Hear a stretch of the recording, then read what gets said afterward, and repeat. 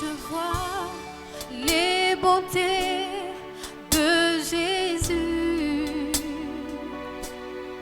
et tout ce qu'il a fait pour moi. Mon cœur crie bien fort, Alléluia, gloire à Dieu, il est mon roi.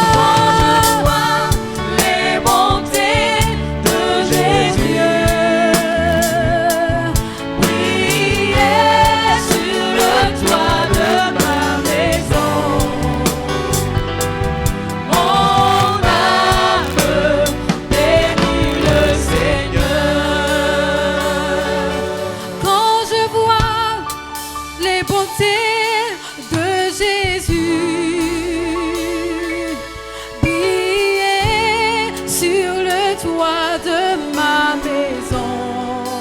Mon âme bénis le Seigneur.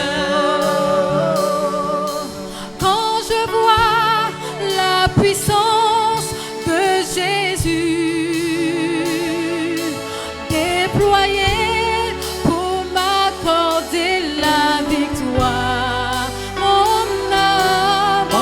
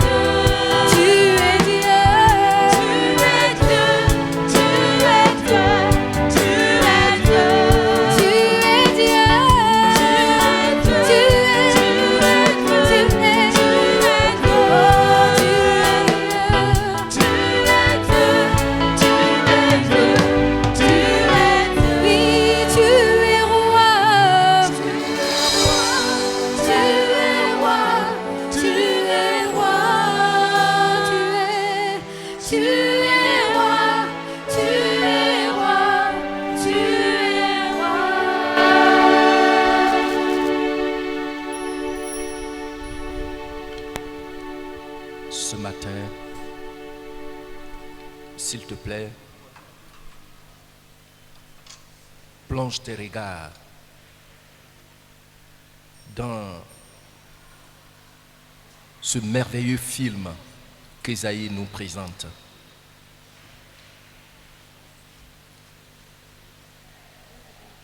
Dieu a préparé toutes les conditions nécessaires pour que tout homme ait accès à lui par Jésus-Christ son Fils. Tout homme.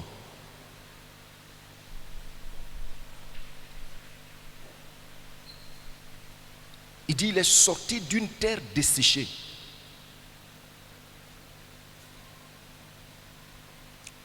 Un milieu accessible à tout le monde. Il n'est pas sorti d'une cour royale. Il n'est pas sorti d'une maison de bourgeoisie.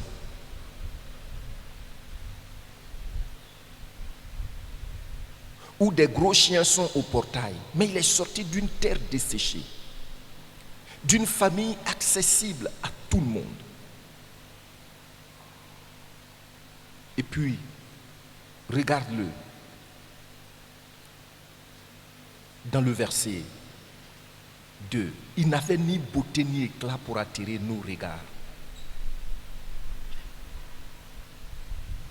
La Bible dit qu'il était méprisé et abandonné des hommes, homme de douleur. Lui qui donne la paix, il est devenu un homme de douleur, habitué à la souffrance. À cause de moi, à cause de toi, semblable à celui dont on détourne le visage.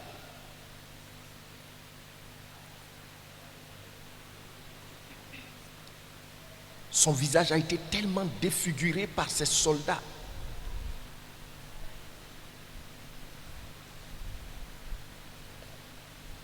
Regardez le Seigneur, tout son dos saignait, tout son être. Ce qui fait que il faut vraiment du courage pour pouvoir le regarder. C'est pourquoi on détournait le visage de lui, parce qu'on ne pouvait pas le supporter. Et tout cela, c'est à cause de moi et c'est à cause de toi. Le Saint-Esprit te donne de réaliser cette souffrance que Jésus-Christ a subie pour nous. Et il t'inspire la reconnaissance et le respect pour lui. Merci Saint-Esprit. Merci Esprit de vérité. Merci de ce que nous ne sommes pas des aventuriers spirituels. Mais nous avons rencontré effectivement celui qui a payé le prix par cette extrême violence dont il a été victime. Nous te bénissons, Père éternel. Je vois comment tu as serré, tu as attrapé tes entrailles devant, Seigneur, cette maltraitance extrême de ton Fils. C'était le prix pour nous. Gloire à toi, Père. Gloire à toi, Dieu souverain. Gloire à toi, éternel, de ce que dans ta sagesse, par ces meurtrissures, tu nous as guéris. Gloire à toi, éternel, de ce que, Seigneur, sorti de cette terre desséchée, tu nous as donné accès à lui. Nous te disons vraiment merci. Merci, Jésus-Christ, notre roi, de ce que le châtiment qui donne la paix, qui devait nous donner la paix, est retombé sur toi. Béni sois-tu pour cette grande œuvre de ton âme. Merci. Merci pour ton esprit. Merci pour la paix de ton esprit en nous. Merci pour la joie de ton esprit en nous. Merci Seigneur. Merci de ce que nous sommes à toi pour toujours. Gloire à toi, Père des cieux, Père fidèle, au nom de Jésus-Christ, notre divin propriétaire. Amen. Amen. Acclamons très fort le Seigneur.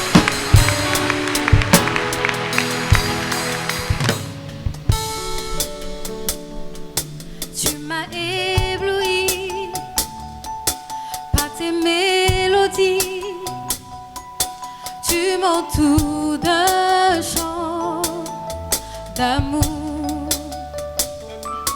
chant de délivrance devant mes ennemis.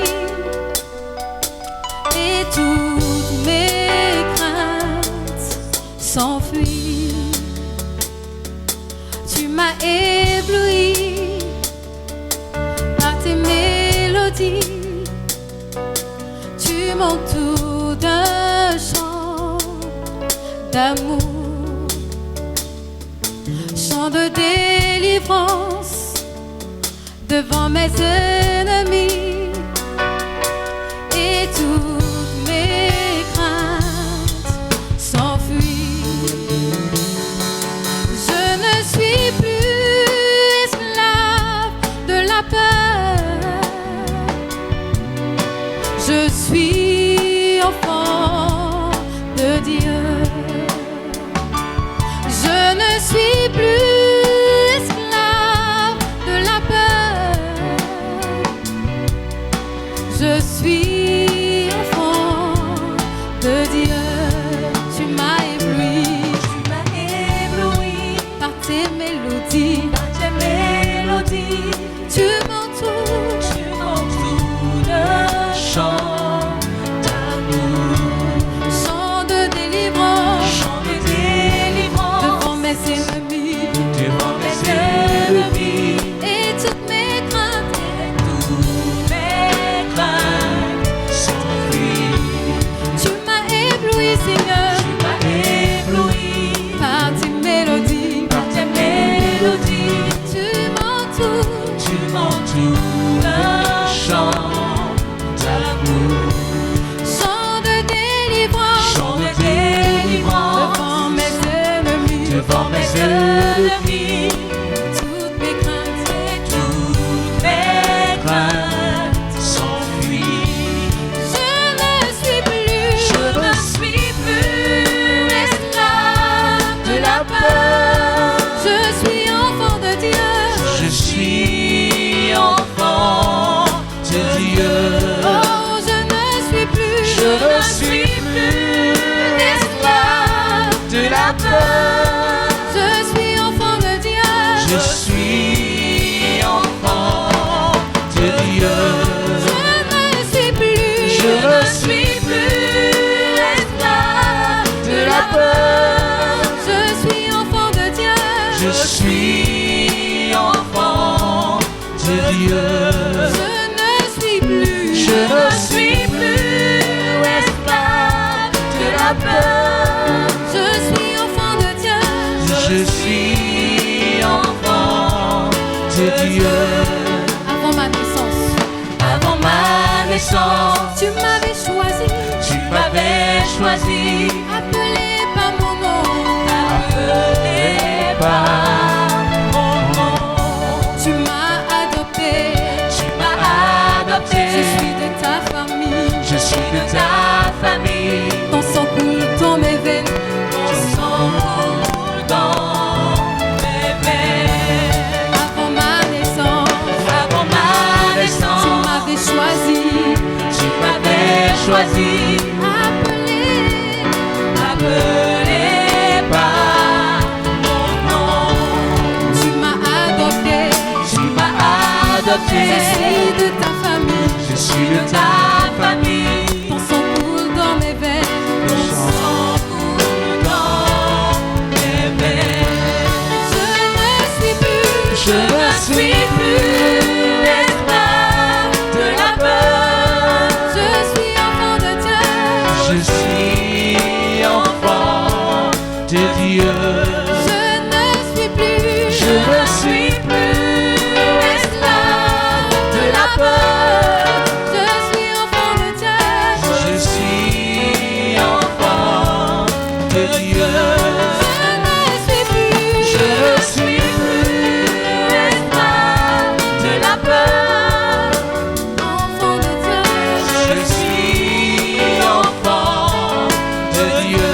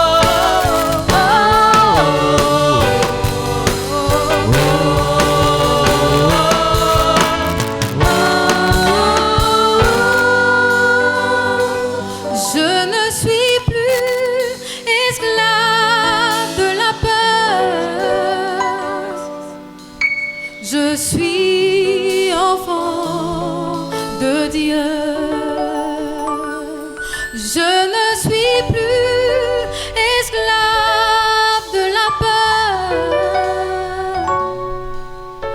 Je suis enfant de Dieu.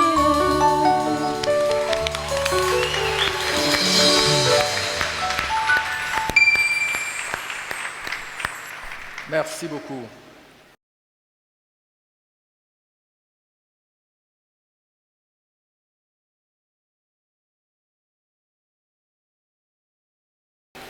Les caractéristiques du travail d'équipe. Quel est l'esprit qui doit prévaloir quand on doit travailler en équipe? Et puis après, nous allons voir comment on peut être vraiment leader dans la maison de Dieu. Et ça, je vais donner un seul aspect. Et puis, quand on va se retrouver entre responsables, je vais prendre le temps pour vous démontrer beaucoup de choses dans les Écritures. Parce que, voyez-vous, c'est triste qu'on ne comprenne pas, on ne connaît pas ces choses. Mais quelquefois, on veut se faire passer pour connaisseur expert. Et c'est ce qui fait que souvent, quand il y a des frottements, des clashs entre le pasteur qui a appris, qui a été enseigné dans ce domaine, et quelqu'un, c'est difficile. Parce qu'il ne connaît pas. Mais c'est lui qui a écouté. L'Église ne connaît pas. Tu vois? Donc, caractéristique du leadership. Bon, on a vu les caractéristiques qui sont fondées sur le Seigneur. Mais ce matin, je vais vous parler simplement que le bon leadership est caractérisé par deux aspects, 2 points. Il y a la compétence et il y a le caractère. Le bon leadership, c'est quoi? Le bon leadership est caractérisé par combien d'éléments? 2 éléments. Il y a la compétence, il y a le caractère. Qu'est-ce que ça veut dire? Chacun de vous, par rapport à son travail ou à son boulot, je vous ai déjà dit qu'il y a une différence entre les deux. Le travail, c'est ce que personne ne peut nous arracher, c'est notre vocation.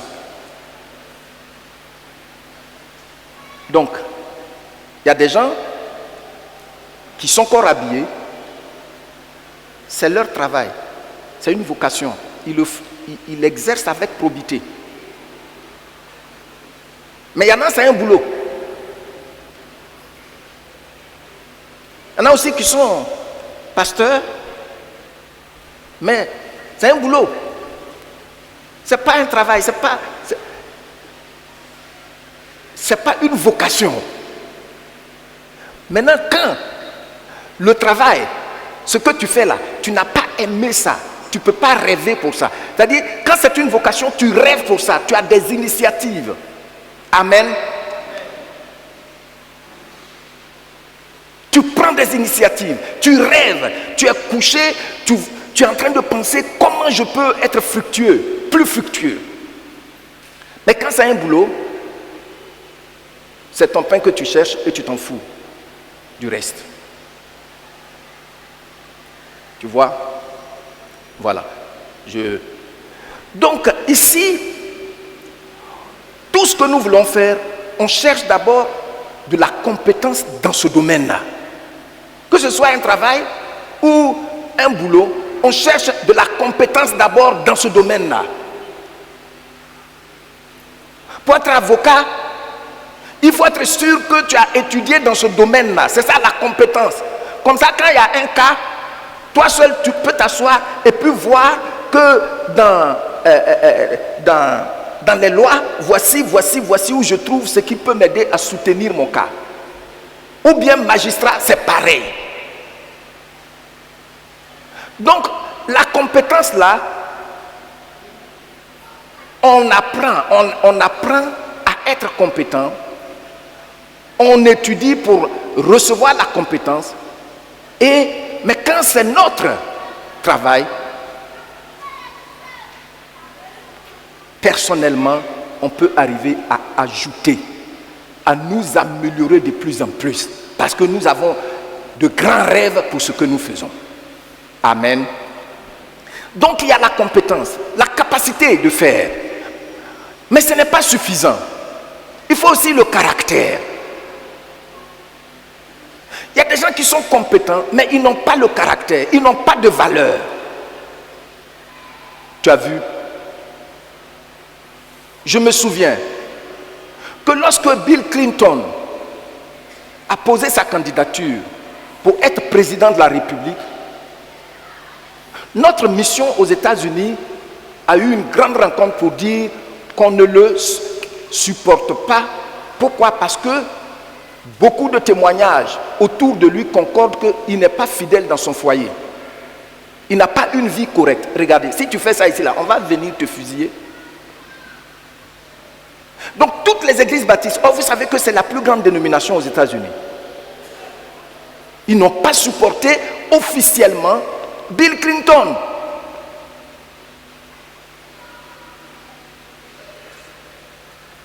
C'est vrai, il est compétent, mais il n'a pas le caractère. Et après, qu'est-ce qui s'est passé avec cette jeune stagiaire? Vous savez ce qui s'est passé, non?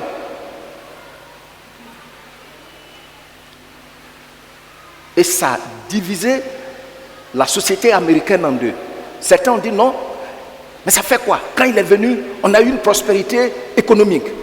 Puis d'autres ont dit, mais non, les deux vont ensemble pour que ça soit durable. Pour dire, il ne faut pas dire que moi j'ai la compétence, je connais papier, je connais ceci, donc je n'ai pas besoin de caractère. Je marche sur tout le monde. Non, un leader. Et le travail d'équipe est ça. Quand vous travaillez en équipe, la compétence ne suffit pas. Il faut aussi, quoi? Le caractère, l'humilité, la capacité de considérer l'autre, de chercher à comprendre ce qu'il dit. Qui me suit? Voilà. Regardez,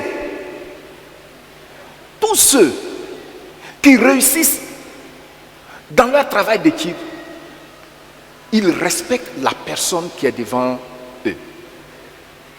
Et ça, c'est une des exigences du travail d'équipe. Autant le Père aime le Fils aime le Père.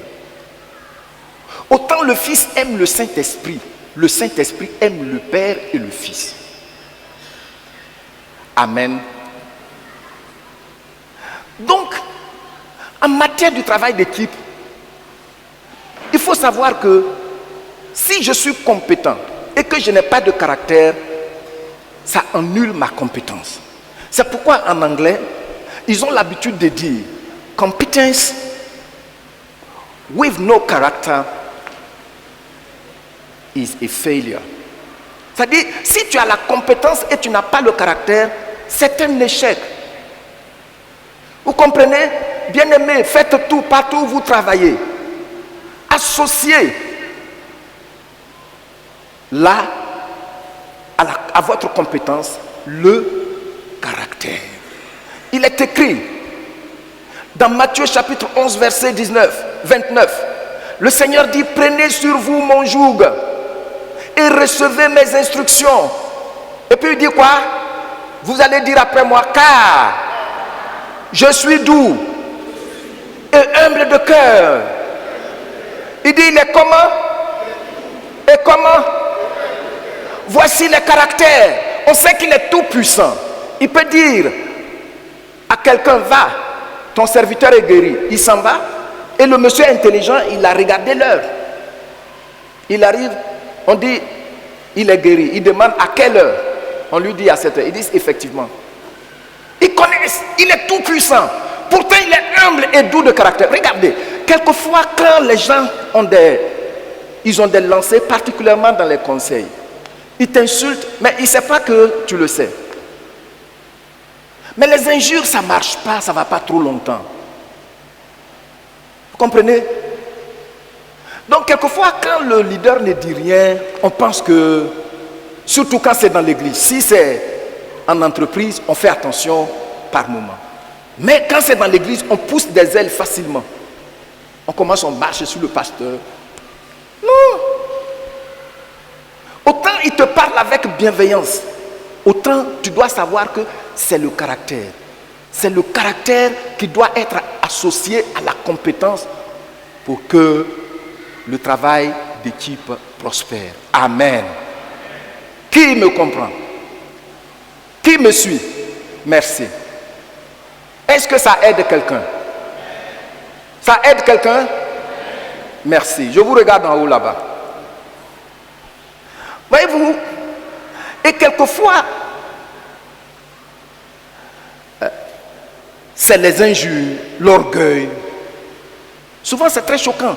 Mais je me suis rendu compte que finalement, c'est parce que beaucoup ne savent pas ce que c'est le leadership. Ensuite, ils ne comprennent pas le style de leadership qui convient à l'Église et ses exigences, ses lois. Alors, donc nous avons la compétence et qui doit être toujours soutenue par le caractère, l'humilité, la bienveillance. C'est des choses que je vais développer par la grâce de Dieu avec des passages quand nous allons être entre responsables pendant 2 jours. Alors, notez les méthodes du leadership d'équipe. Méthode du leadership d'équipe. Premièrement, le travail d'équipe a un esprit qui valorise chaque membre de l'équipe. Qu'est-ce que j'ai dit? Le travail d'équipe a un esprit qui valorise chaque membre de l'équipe.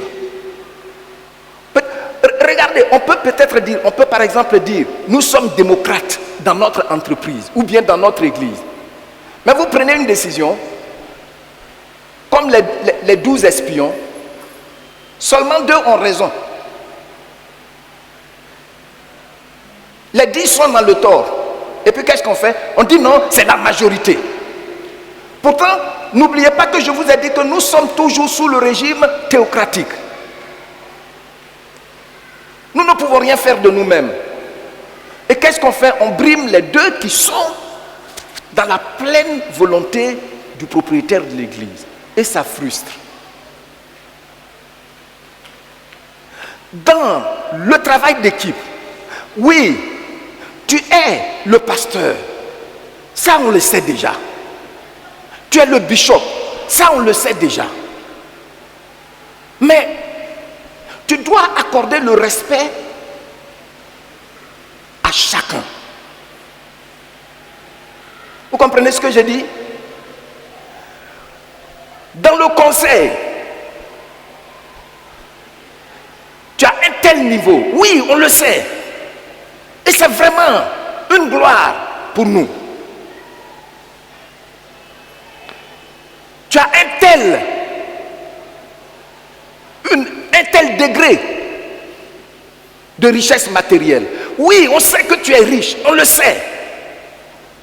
Mais si on va travailler dans l'équipe à l'image de la Trinité, tu dois absolument respecter ceux qui travaillent avec toi. Amen. Donc, le travail d'équipe valorise l'autre qui est en face de moi. Voyez-vous, qu'est-ce qui se passerait si monsieur le directeur, monsieur le révérend, il vient et puis son bureau n'est pas nettoyé? Qu'est-ce qui se passerait si monsieur le grand directeur vient et puis la secrétaire n'a pas saisi les documents? Tu vois? Le respect de l'autre. Le respect de l'autre. On ne travaille pas dans une équipe en regardant a priori ce que j'ai, c'est supérieur à l'autre. L'équipe est tellement importante aux yeux de Dieu que tout ce qu'il a fait, il a fait de sorte que l'homme soit en équipe. Amen.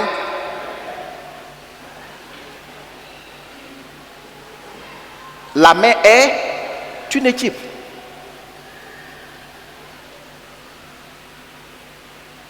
Pour avoir des enfants, il faut une équipe entre un homme et une femme. Pour pouvoir se laver, il faut une équipe. La main va laver tout le corps. Les yeux vont montrer que non, ici, là, c'est trop sale. Il faut toucher encore là-bas. Dieu a créé l'homme comme équipe. Et regardez que tout ce qui est sur nous là se respecte. N'est-ce pas? Faites votre bras comme ça et puis vous dites, moi j'ai la force, donc je n'ai pas besoin des yeux, alors je peux aller sur le ring et puis combattre. Avec un petit enfant sur le ring, si l'équipe que Dieu t'a donnée là ne fonctionne pas harmonieusement, mais le petit enfant là, lui, il fonctionne. Et puis tu es là comme Kilimanjaro. Qui va être vainqueur? C'est le petit enfant là. Tu vas lancer des coups de poing partout, tu ne vois rien. Le temps de réaliser que tu ne l'as pas encore touché, tu es essoufflé. Et puis ta langue commence. Et puis quand ton coach va venir là, tu vas dire, coach, je comprends maintenant sa tactique. Et puis quand tu vas dire, ah bon, il veut me tuer. Mais il ne veut pas te tuer parce que tu ne le vois pas. Donc autant Dieu a créé l'homme, tout son corps là, c'est travail en équipe. Nous devons travailler en équipe. Amen. Donc valoriser l'autre, c'est important. C'est important. Et puis, notre priorité, donc pour valoriser l'autre, notre priorité n'est pas de nous focaliser sur ses faiblesses. Qu'est-ce que j'ai dit? Notre priorité, tu peux le dire avec moi, notre priorité n'est pas de nous focaliser sur ses faiblesses. Tout le monde est faible. Mais il y a des gens, dès qu'ils s'approchent de toi, s'ils voient un peu une faiblesse ici, c'est ça qu'ils vont prendre pour t'insulter. Quand ils vont sortir là, c'est ça qu'ils vont aller dire. Le travail d'équipe n'accepte pas ça. Mais notre priorité, c'est de nous focaliser plutôt sur le potentiel qui est dans l'autre. Et puis qu'est-ce qu'on fait? On l'active. On l'active comment? Regardez. Ici, j'ai souvent parlé du bien de ceux qui travaillent avec moi.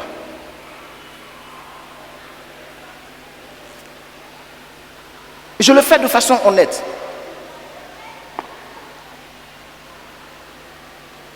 Mais c'est pas parce qu'ils n'ont pas de faiblesse. Non.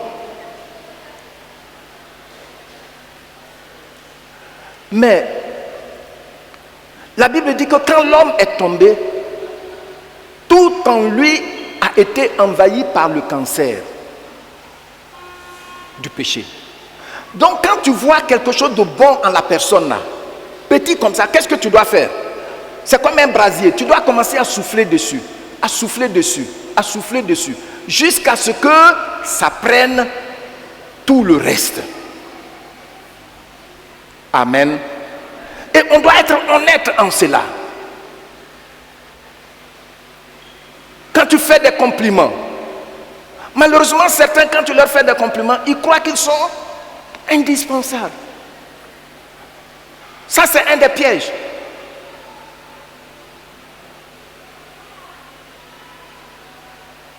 Prenez garde, sinon vous allez vous surprendre. Prenez garde.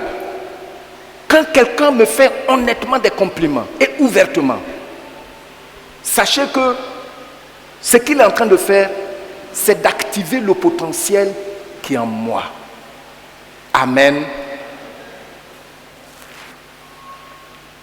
Deuxièmement, il faut cultiver une atmosphère de confiance et non d'accusation. Dieu le Père n'a jamais accusé Dieu le Fils. Quand bien même que souvent il a dormi, il a ronflé parmi les pécheurs là. Hein? Le monsieur sort du baptême, de l'eau de baptême. Il parle publiquement. Voici mon fils en qui j'ai mis toute mon affection. Écoutez-le. Acclamons Dieu le Père. Acclamons Dieu le Père. Alléluia. Il n'a jamais accusé le Fils. Comment se fait-il que tu peux être dans une équipe où, je reviens dans notre cas, dans le conseil d'une église, on dit quelque chose, le temps de se rendre compte. Là où tu n'as jamais pensé qu'on peut te poser une question, c'est là où on te pose une question. C'est pas bon. C'est pas bon. Vous avez compris? Si tu fais ça dans une équipe, voyez-vous que c'est ça les politiciens, quand ils voient qu'il y a quelqu'un qui vient, vous savez comment ils réagissent vis-à-vis de ces personnes. Vous savez, ce n'est pas moi qui vais dire ça. Celui qui n'est pas avec moi est contre moi. Ça, ils aiment cette parole du Seigneur. Vous savez, à la SDN, selon l'histoire, la Société des Nations Unies, lorsqu'il devait se retrouver pour pouvoir renverser l'Allemagne, ça c'était une des paroles qu'ils ont dites. Celui qui n'est pas avec nous est contre nous. Ça veut dire que vous êtes obligé de choisir un bord. Come on. Et c'est pourquoi souvent ils sont violents contre ces genres de personnes. Troisièmement, il n'y a pas de vedette dans une équipe. Même le premier responsable ne se voit pas comme vedette. Non.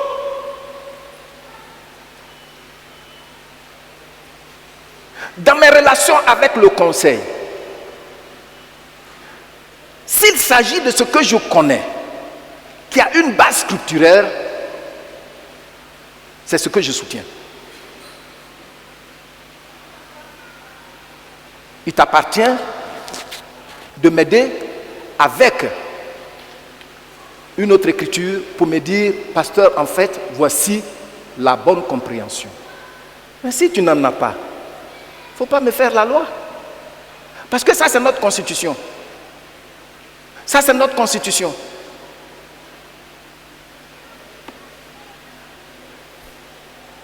Il n'y a pas de vedette, c'est moi. C'est moi qui ai fait telle chose. C'est moi qui ai dit telle chose. C'est moi qui ai fait. L'idée est venue de moi. C'est moi. Non, non, non, non, non, non, non. Quand un responsable détecte ça, il sait qui tu es, même s'il se retient de te dire quelque chose. Non. Dans l'équipe, c'est nous. Gloire au Seigneur. Gloire au Seigneur.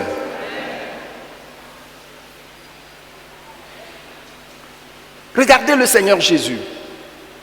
Il dit, je ne puis rien de moi-même. Tout ce que je vois faire au Père, c'est ce que je fais. Tout ce que j'entends dire au Père, c'est ce que je vous dis. Pour dire que je ne suis pas une vedette. Alléluia.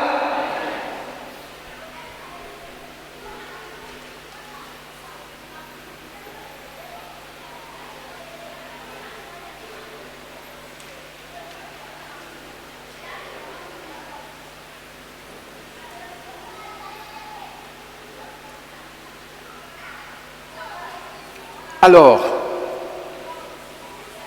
pas d'hypocrisie. Tu vois, un seul membre dans cette église m'a posé une fois la question. Il m'a dit, pourquoi tu appelles, je constate que tu appelles telle personne, frère, tu appelles telle personne, ceci, tu appelles telle personne, et puis tu appelles telle personne comme ça. Pourquoi?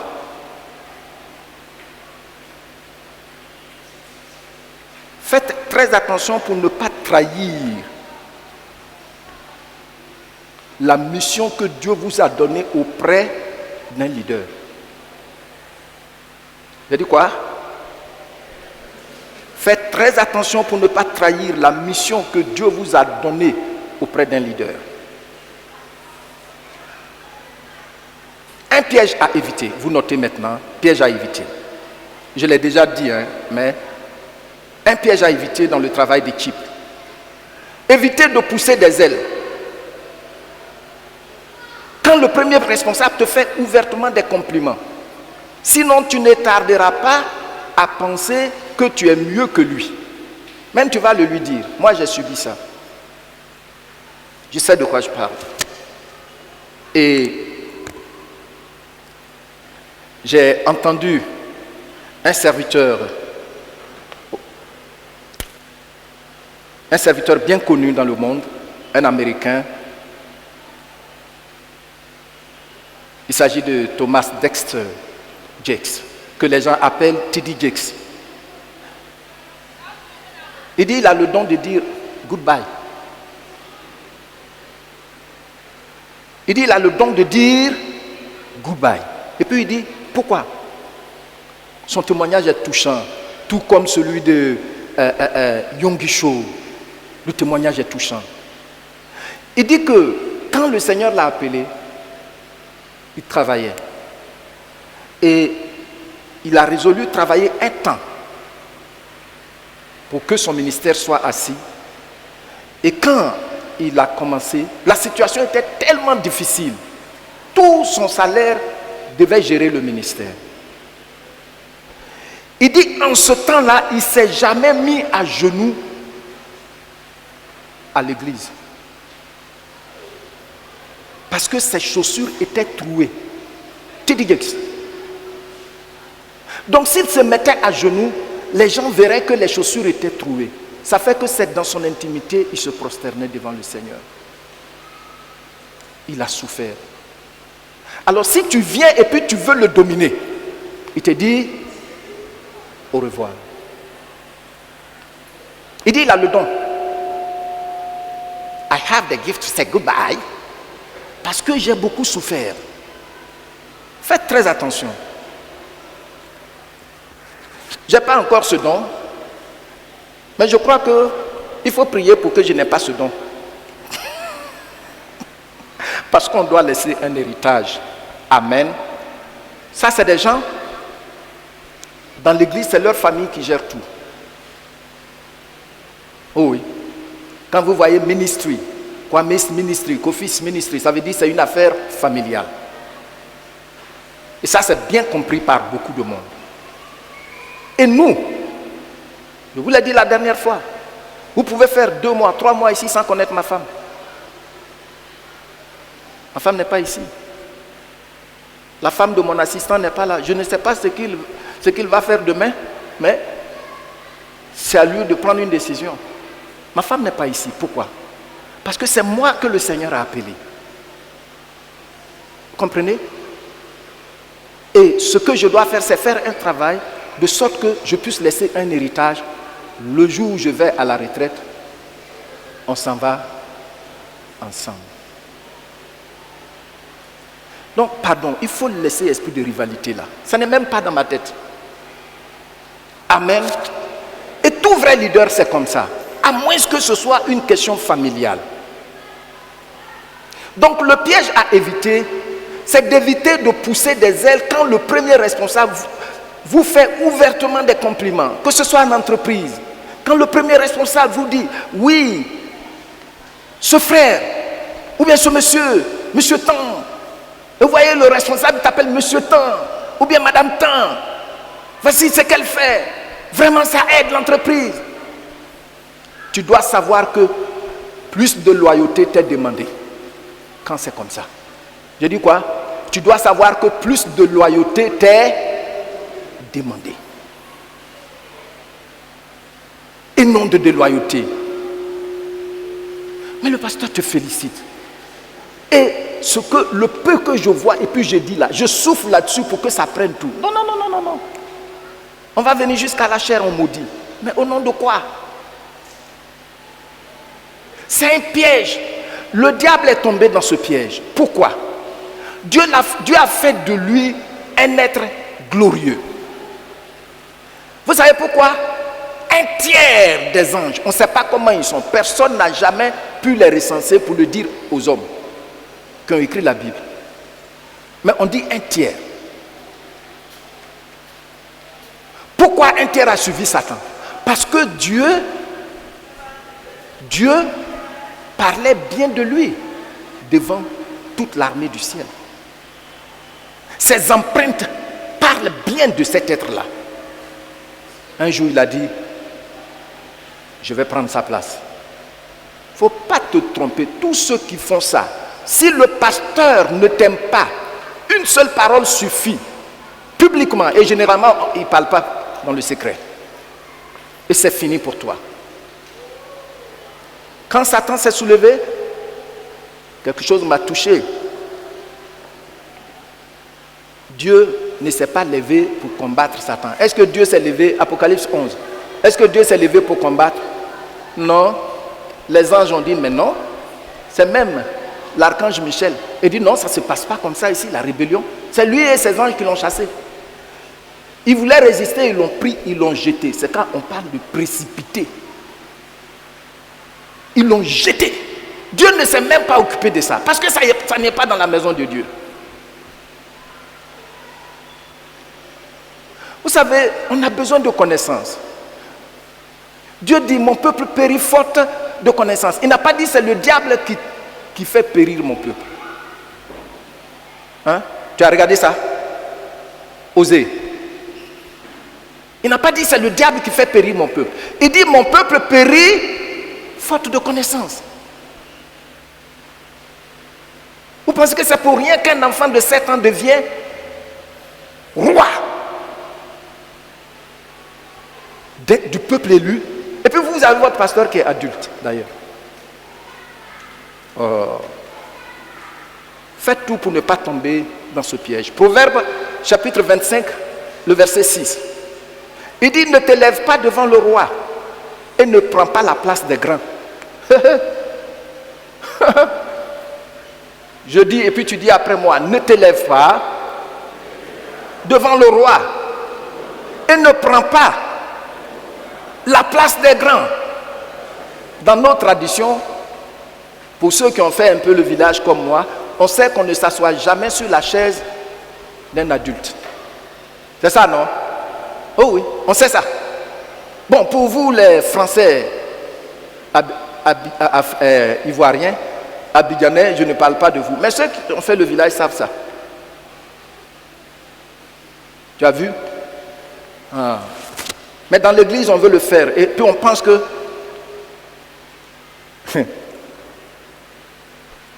Satan est un exemple palpable.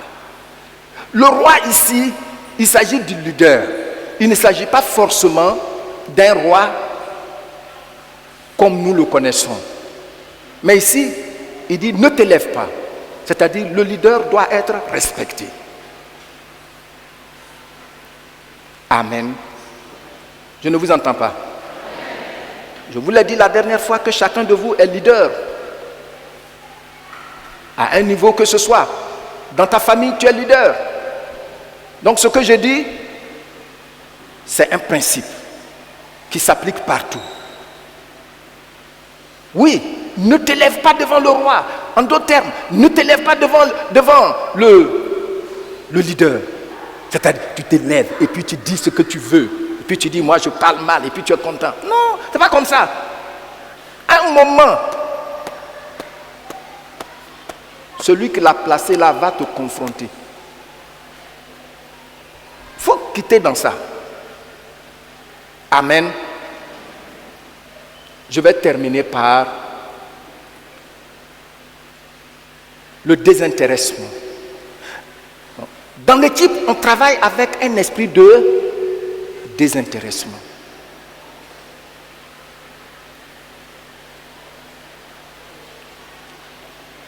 Tu sais qu'il peut y avoir plusieurs centres d'intérêt dans une équipe.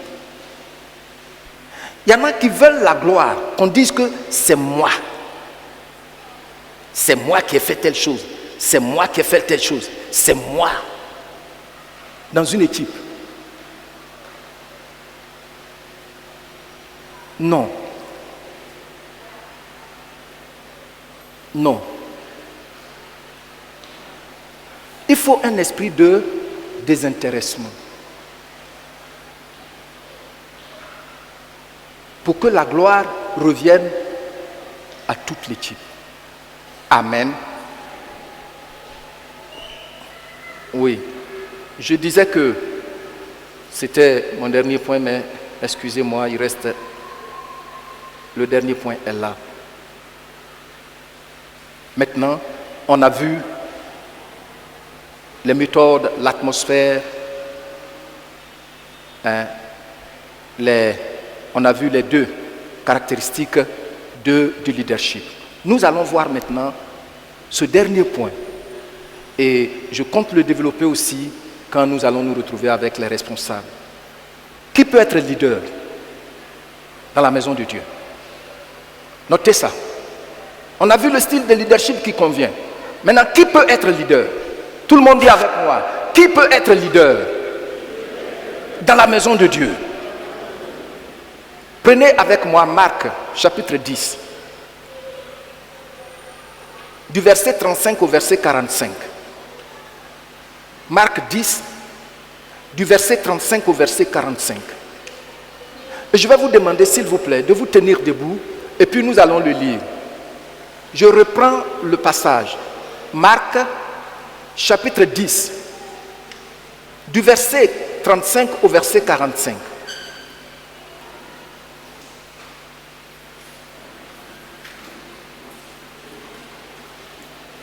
Marc 10, du verset 35 au verset 45. Qui peut être leader? Qui?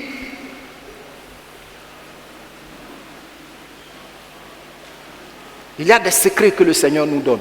Puisqu'on a vu que c'est un travail d'équipe. Il en parle. Vous avez retrouvé, nous le lisons. Je lis et puis tu lis après moi. Les fils de Zébédée, Jacques et Jean, s'approchèrent de Jésus et lui dirent: Maître, nous voudrions que tu fasses pour nous ce que nous te demanderons. Il leur dit: Que voulez-vous que je fasse pour vous?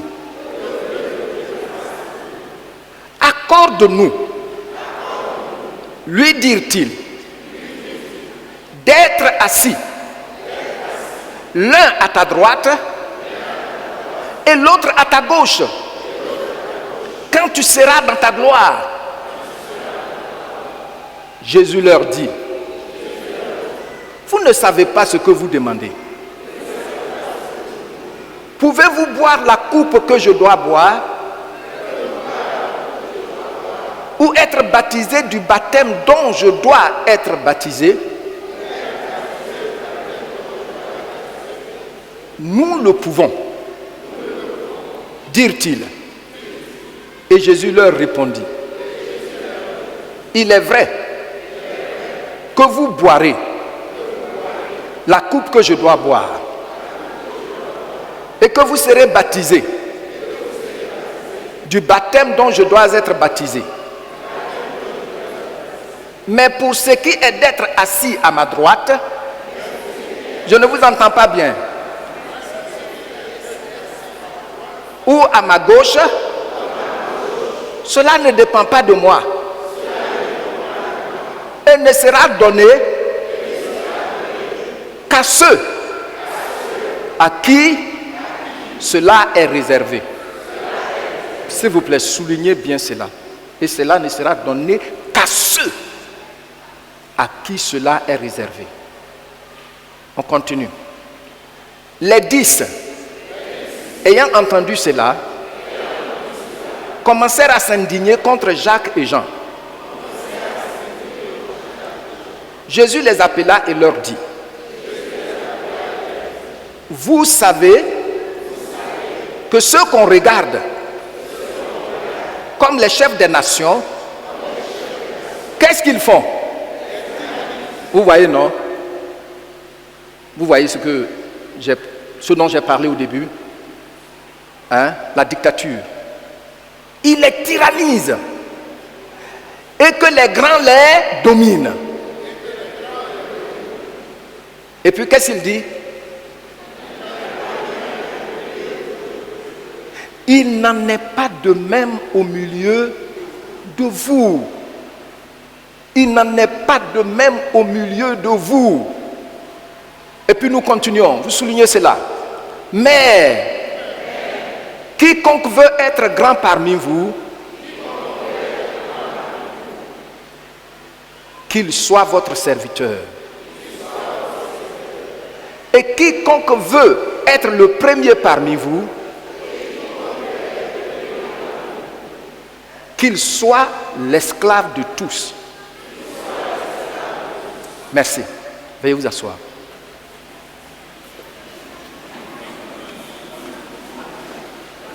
Regardez bien le passage.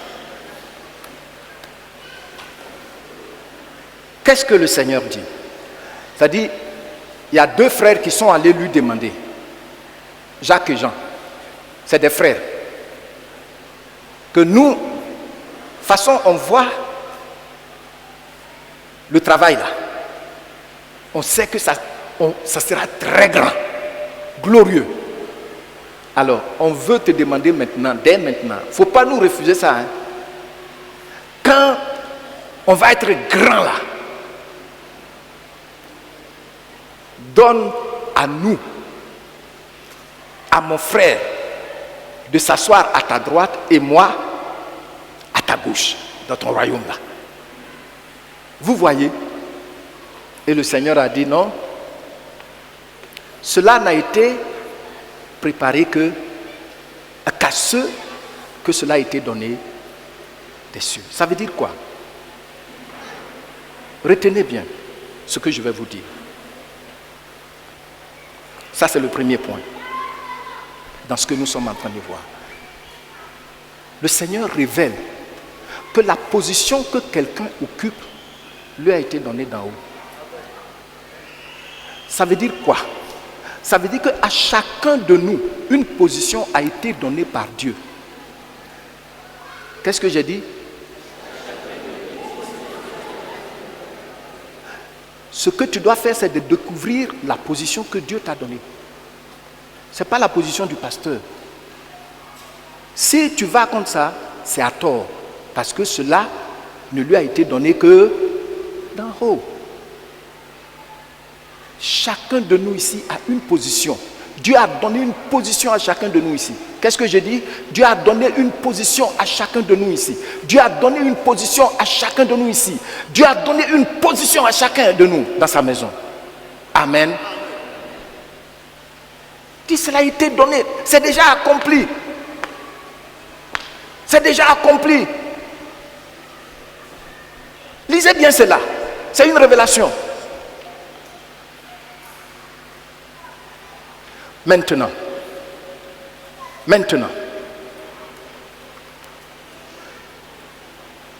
on voit à partir du verset 42, deuxième point, que le Seigneur montre clairement que la dictature, ça ne relève pas, ce n'est pas le leadership qui convient à son Église. Il dit, vous voyez, ceux qu'on appelle les chefs des nations là, qu'est-ce qu'ils font?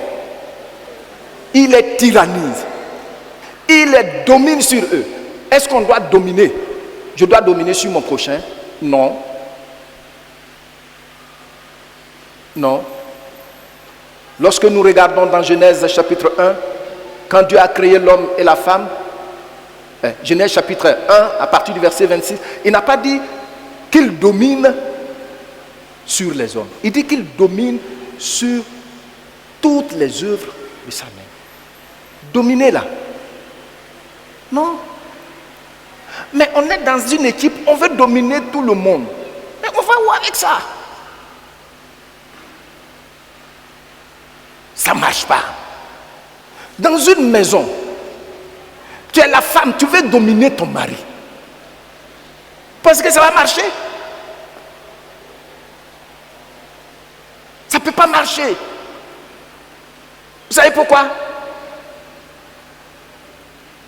Ce n'est pas dans mon enseignement, mais je vais parler un peu de ça. La femme, elle a été tirée de l'homme. Est-ce que c'est vrai ou c'est faux? Je ne vous entends pas. En tout cas, ma Bible me dit que la femme a été tirée de l'homme. Bon, donc l'homme, il est le père de la femme. Vous comprenez ça? Parce que quand on dit père là, ça veut dire quoi? La source de laquelle je suis sorti. C'est ce que ça veut dire. Abba. Maintenant, ce n'est pas tout. Ils disent en anglais que père aussi veut dire sustainer. C'est-à-dire celui qui soutient. Celui dont viennent les provisions. C'est pourquoi l'homme, il va acheter une voiture pour sa femme, il est content, ça ne lui dit pas grand-chose. Mais la femme,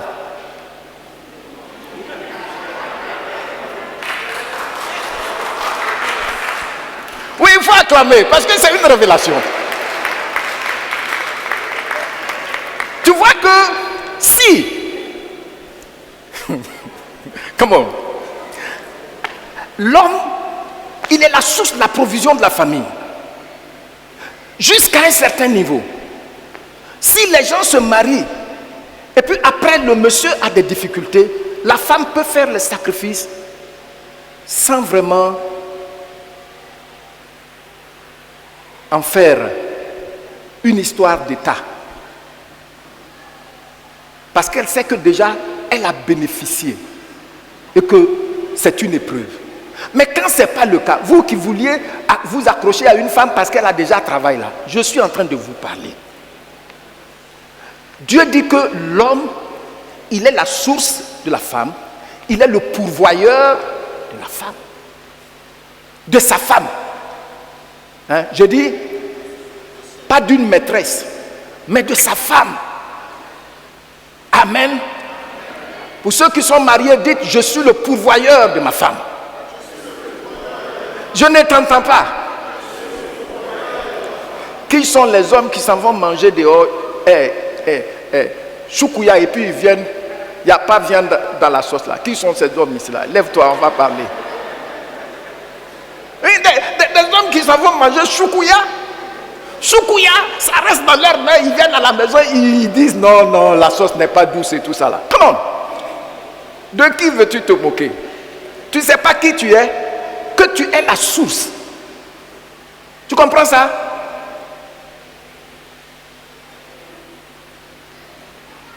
C'est pourquoi? Est-ce que je dois continuer ça? Bon, j'ai dit, je n'ai pas prévu ça. Hein. C'est pourquoi quand tu lis dans Matthieu chapitre 19, Dieu dit, c'est pourquoi l'homme quittera son père et sa mère. Et pour faire quoi? Est-ce que la femme, pourquoi il n'a pas dit la femme doit quitter aussi son père et sa mère? Parce que la femme transfère seulement les responsabilités de son père sur son mari. C'est pourquoi la Bible n'a pas dit ça.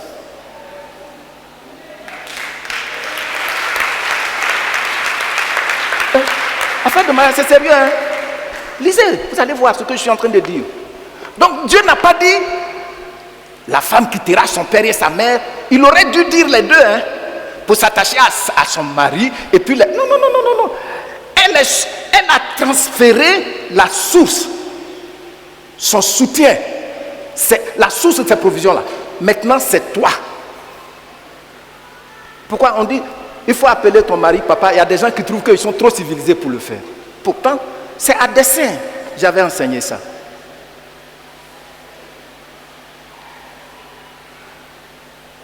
Gloire au Seigneur. Donc, la femme ne quitte jamais son père. Elle transfère les responsabilités légitimes, authentiques que son père assume sur toi. C'est pourquoi, pendant les mariages avant là, vous voyez, non, je fais venir le père et puis il met la main de sa fille dans la main du monsieur. Je ne fais plus ça parce que je ne vais pas donner la raison, vous savez ça déjà. Tout ce qu'on fait a un sens. Bon, je reviens maintenant. Ce que je vous ai donné, c'est cadeau. Tu es content d'avoir eu le cadeau? Gloire au Seigneur. Maintenant, ce que je suis en train de vous dire maintenant, le troisième point qu'il faut noter. Il dit que celui qui veut être le premier parmi vous, qu'est-ce qu'il doit faire? Il doit servir les autres. Ça veut dire quoi en fait? Ça veut dire que le leader, c'est quelqu'un qui a un don qui est utile aux autres. Je reprends. Le leader, c'est quelqu'un qui a un don qui est utile au bien-être des autres. Donc en fait, ce n'est pas comme on le voit pendant les campagnes législatives où on fait campagne, suivez-moi, suivez-moi. Non, le leader ne dit pas aux gens, suivez-moi. Il a quelque chose en lui qu'il utilise pour le bien-être des gens. Maintenant, les gens le suivent pas à cause de sa personne, mais à cause de ce qui est en lui. Si je demande ici, ils sont combien qui se sont une fois levés comme ça pour aller chez moi pour me saluer? Peut-être mes proches collaborateurs. Pour dire, pasteur, on est venu te dire bonjour. Mais regardez, si on annonce que le pasteur reçoit, vous allez venir là, vous allez trouver plein de gens ici. Il y a des gens ici là, ils vont appeler d'autres personnes pour dire notre pasteur reçoit, viens, il va s'occuper de toi. Qu'est-ce que les gens, ils ne me connaissent pas. Ce qu'ils veulent, c'est le don de service qui est en moi. Donc le leader en fait, c'est quelqu'un qui a une capacité de servir les autres. Alors c'est ce qui attire les gens. Ce n'est pas ta personne, ce n'est pas ton diplôme, ce n'est pas ton rang social. Non, je suis désolé. C'est parce que le Seigneur Jésus nous dit ici. Regardez bien le passage. Alors je suis dans l'église. Je vais être ceci, je vais être cela. Mais quel est le don? Toi-même, ça y est en toi. Tu brûles pour ça. Je veux servir pour que ça puisse bénéficier aux autres. Quel est ce don-là?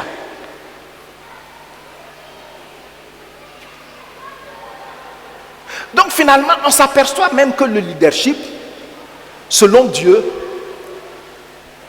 c'est quand la personne découvre ce que Dieu, le potentiel que Dieu a déposé en lui pour servir les autres. Parce que finalement, les gens ne recherchent pas, ta personne ne les intéresse pas vraiment. Ce qui les intéresse, c'est ton service.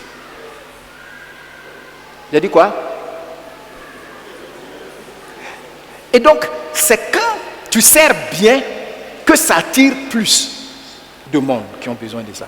Alors, il faut laisser politicienne dans l'église là. Tu vas te casser le nez. Il faut laisser ça dans ton entreprise. Ça ne marche pas. Ça ne marche pas. Même dans une entreprise séculière. Les gens regardent, ils savent que lui là, il sert bien. Malheureusement, chez nous les Africains, quand ils voient que dans un cadre, il y a quelqu'un qui travaille bien, c'est sur lui qu'on met tout le travail. Ce n'est plus un travail d'équipe, mais c'est une seule personne, on dépose tout sur une seule personne. Souvent même, il est obligé de venir à la maison avec ça. Ça, c'est mauvais. Ça, c'est mauvais. Tu as vu, non? Donc, personnellement, je sais que ce n'est pas ma personne qui intéresse beaucoup de gens. Je sais ça. Mais c'est parce que Dieu a déposé quelque chose en moi pour servir. C'est de ça que vous avez besoin. Amen. Si la nuit, ça fait 2 jours, 3 jours, tu ne dors pas. Quand tu dors, tu es là, tu vois des gens qui rient. Tu vas appeler Pasteur Diato la nuit. Pas parce que sa personne t'intéresse, je sais ça. Mais c'est parce qu'il a un don qu'il met au service de ceux qui sont dans le besoin. Il faut me ménager un peu. Hein. Tu as compris, non? Je connais ce que je suis en train de dire là. Je connais ça. veux être leader. Qui peut être leader? C'est la personne qui a découvert son potentiel et qui veut l'utiliser pour servir les autres. Le Seigneur t'a béni financièrement. Est-ce que tu veux utiliser ça pour servir à la cause du Seigneur?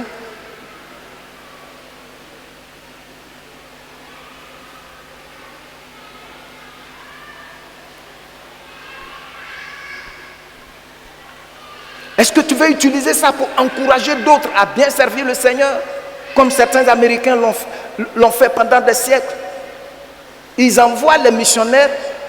Quand un missionnaire vient là, souvent il n'a jamais vu, hein? Mais il dit, moi je prends la scolarité de ses enfants en charge. Tu vas voir quelqu'un d'autre, va dire, moi je prends son chien en charge pour qu'il soit en sécurité. Tu vas voir quelqu'un d'autre qui va dire, moi, je prends telle chose en charge, sa femme, sa santé. C'est comme ça, nos missionnaires là fonctionnent.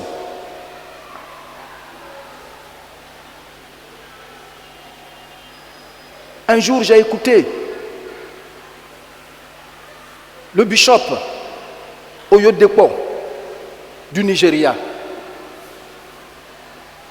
qui a dit qu'un jour, il y a un monsieur qui a tout fait pour le rencontrer.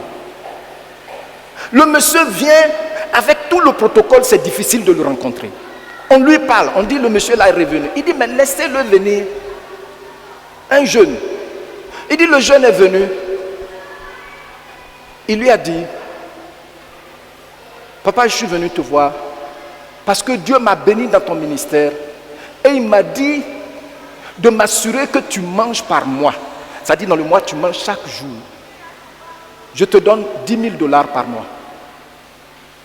$10,000 par mois. Les gens sont là, ils meurent, tu dois venir les soulever aussi pour aller les enterrer. Vous croyez quoi? Et je vais vous parler, nous sommes en famille. Ne me révoltez pas. Hein. Ne me révoltez pas. Hein? Il est dans l'église, il n'a jamais rencontré même pour prier pour lui. Vous vous rendez compte? Il dit, je suis venu ici. 4 ans de cela, tout a changé dans ma vie. Par tes enseignements. Mais bien aimé, tu veux être un leader? Il faut savoir que je dois être prêt à payer le prix. C'est ce que le Seigneur a dit là. Quand il parle de couple là, c'est le prix que tu dois payer. Non, ce n'est pas le fait de venir s'asseoir pour dire moi je suis telle chose, je connais papier, donc je vais donner ce que je vais dire ce que je veux. Il est obligé. C'est pas comme ça. Il y a des principes qui sont là dans la Constitution là. Tu as compris? Oui, c'est clair. Partout où tu es, il faut respecter le leader. Ce n'est pas seulement dans les cercles occultes, vous devez respecter vos leaders. Sinon, ils ont des connaissances pour vous mettre mal à l'aise. Non, le Seigneur dit que celui qui veut être le premier parmi vous, qu'il soit le serviteur de tous. Ça veut dire que c'est ton service qui attire les gens à toi. Ce n'est pas politique politicienne. Où des gens vont même venir, ils veulent discuter avec le pasteur de quelque chose qu'ils ne connaissent même pas. C'est ridicule. C'est ridicule. Non, ce n'est pas comme ça. Je suis dans l'assemblée. Quel don en moi j'utilise pour servir? Financièrement. Il y a des gens qui sont ici là. Ils ne donnent jamais leur dîme. Je profite pour dire, nous sommes en fin d'année. Tous ceux qui n'ont pas de numéro pour leur dîme, s'il vous plaît, approchez-vous discrètement de Pasteur Domoro. Hein? Pasteur Domoro. Même si vous venez d'arriver dans cette assemblée, vous voulez être membre ici là, approchez-vous de lui. Dites-lui, donnez-moi un numéro. Tu as compris? Voilà. J'ai donné des enseignements dans ces temps. Je crois que l'esprit de beaucoup est ouvert sur certaines réalités. Tu t'approches de lui. Hein? Voilà. Quand j'ai eu ma maison, je n'ai pas attendu que les impôts viennent avant d'aller déclarer ma maison. Je suis allé moi-même. Hein? Je suis sur un territoire. Ce n'est pas moi qui assure la sécurité de ce territoire. C'est l'État. Ça au moins. Et puis ça y est dans la Bible aussi. Hein. Venez prendre vos numéros. Même si tu es une maman au foyer, viens prendre ton numéro. Ce que le Seigneur te donne, viens donner, ce n'est pas petit. Le Seigneur va te bénir. Amen. Je ne t'entends pas. Ah, voilà. Donc, mes bien-aimés, voici qui peut être leader. C'est pourquoi il faut faire attention. Il ne faut pas suivre ceux qui aiment les politiques, les critiques et tout ça. Non, non, non, non, non, non, non. Je suis là, quelle est mon utilité? Je fais quoi concrètement? Quel est le don qui est en moi qui attire les gens, dont les gens recherchent le service? Est-ce que c'est les critiques? Non, il y a des gens qui viennent. Moi, je vais chanter. Ça, on aura l'occasion de voir ça la semaine prochaine. Je vais chanter. C'est dans le groupe musical là que je vais être. J'ai dit non. Oui, j'ai dit non. Parce que chacun occupe une place qui lui a été donnée d'en haut. Même quand c'est 10 personnes. Regarde le potentiel qui est en toi. Et chacun de nous a un don qui va servir beaucoup pour être élevé. Amen. Bien-aimés, voici donc là où on va s'arrêter aujourd'hui. Et la prochaine fois, par la grâce de Dieu, nous allons voir un peu la puissance d'un leadership respecté, suivi. Et pour ce faire, je vais vous faire un enseignement sur PowerPoint. Et vous allez voir certaines choses par rapport à Israël. Mais pour ce jour, gardez dans votre esprit que nous avons vu les caractéristiques d'un bon leader. C'est celui qui a non seulement la compétence, mais aussi le caractère. Ce n'est pas quelqu'un qui est insolent, qui est orgueilleux. Non, non, non, non, non, non. Mais c'est quelqu'un qui respecte celui qui est en face de lui. C'est quelqu'un qui a un don pour servir les autres. Et c'est ce que les gens suivent. Retenez que dans le travail d'équipe, autant Dieu ne cherche pas sa propre gloire, mais il glorifie le Fils et le Saint-Esprit. Autant le Fils ne recherche pas sa propre gloire, mais ce que le Père fait, c'est ce qu'il fait. Ce que le Père dit, c'est ce qu'il fait. Autant le Saint-Esprit prend de ce qui est à Jésus pour parler, pour nous parler. Autant dans le travail d'équipe, personne ne doit rechercher sa gloire. Même si c'est toi qui as dit au leader, si on fait telle chose, vraiment le Seigneur va bénir le travail. Remercie le Seigneur s'il l'a accepté. Tu as compris, non? Voilà. Que de penser que tu es une vedette. Dans le travail d'équipe, il n'y a pas de vedette. Ne cherche pas à prendre la place de quelqu'un d'autre. Parce que chacun de nous dit, le Seigneur a reçu une place qui lui a été donnée d'avance d'en haut. Que Dieu vous bénisse.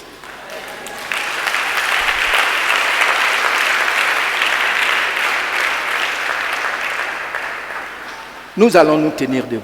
En faire. C'est de dire merci au Seigneur. Parce qu'il a mis en toi un potentiel pour servir. D'une manière particulière. Regardez. Il y a des choses,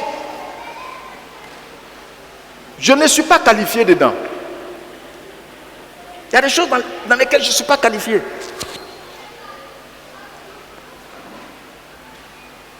J'ai été dans des églises qui ont des banques.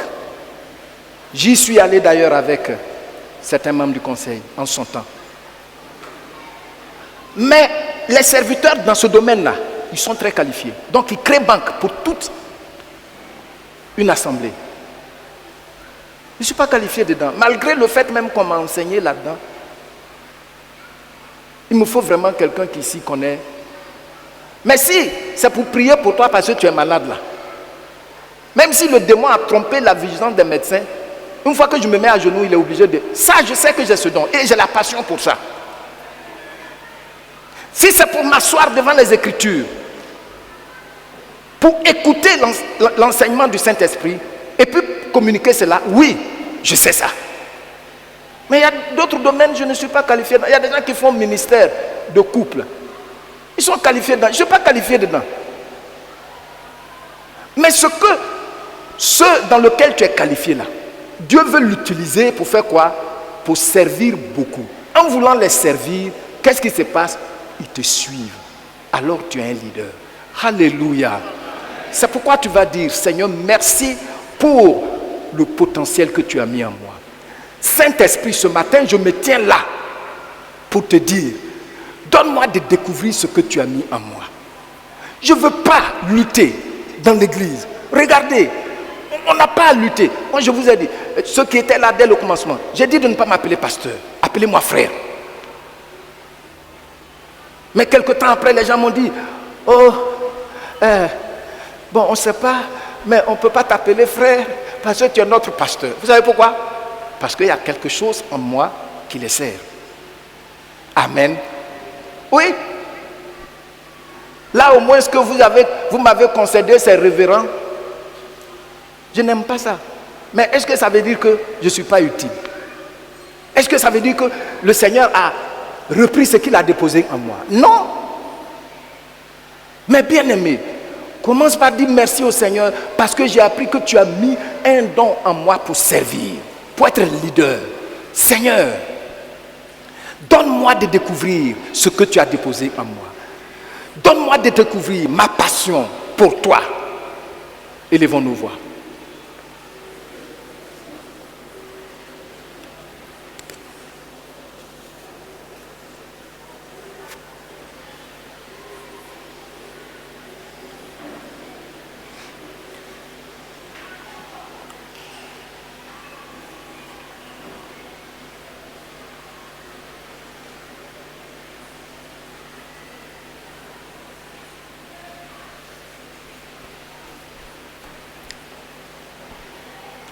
Donne le micro à frère Daniel.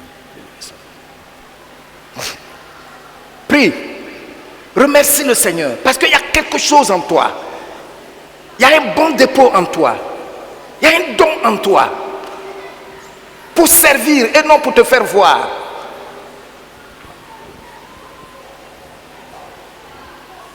Si tu ne l'as pas encore découvert, dis-lui ce matin, Seigneur, je veux découvrir ce don que tu as déposé en moi. Seigneur, je vais servir, je vais être utile aux autres. Tu as dit, c'est alors que je deviens grand. Ce paradoxe, c'est alors que je deviens grand. Parce que l'esclave, c'est celui qui sert.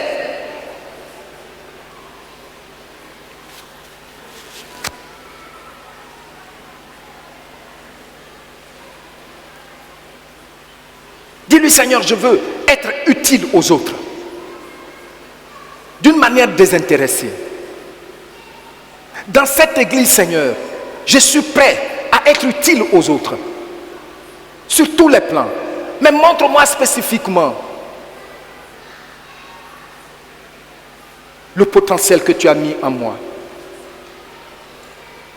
Remercie-le. Puisque son esprit attire ton attention. Et tu seras préoccupé à être utile aux autres que à lutter contre les autres.